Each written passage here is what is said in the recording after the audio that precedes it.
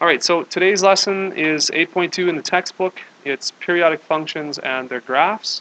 And the first assignment, or the activity that I'm going to get you to do, is to fill out this chart. And what I've done is I've written a chart with angle measures all the way from 30, and actually I would like to start with 0, but we'll start with 30. 30 all the way to 360. And I have some of the important angles, and I'll explain that maybe another time, but important angles are 30, 45, 60, 90 in the first quadrant, and then 120, 135, 150, and so on. So I'm going to get you to fill out this chart, and then what we're going to do is we're going to graph the charts of y equals sine theta and y equals cosine theta. And the x values will be the angles, and the y values will be the values for the sine. Okay? So you go ahead and fill out that chart right now, and what we're going to do is we're going to graph that in a minute. Okay, so I've just started this chart here with some of the values, and I want you to notice that make sure that your scale here on your x and y axis are consistent. So if the size of this one square here is 30 degrees, then you have to keep that consistent. So each square needs to be 30 degrees. We have 45, which is right in between 30 and 60 there, right? All right, so that's that. Now I'll get rid of this. So the values that we put in there, we know that sine theta, or sine of 0 is 0. That was on the chart, but that's a given. Okay? Sine of 30 is 0.5. So there's 0.5, so we go over 30 and we go up 0.5. The sine of 45 was, what was it again? Shout it out. 0.7, okay, so 0.707, do 4 decimal places at least. So 0.707, 1 I think it was. And so you put that there.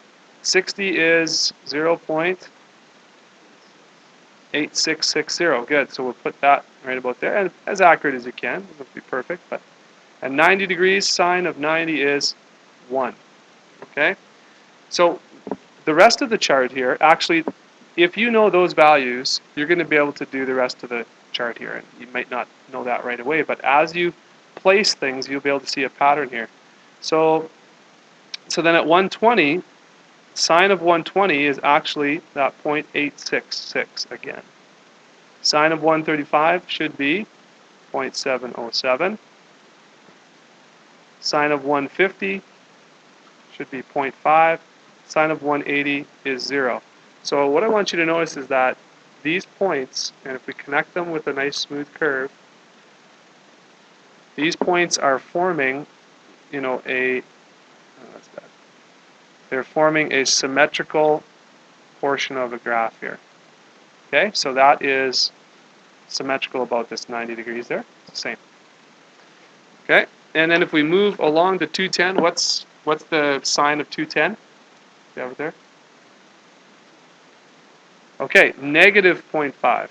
Good, so now we're in the negative region here, right? And then 225 is negative 0.707. 240 should be 0.866, and so on. And so 270 is negative 1.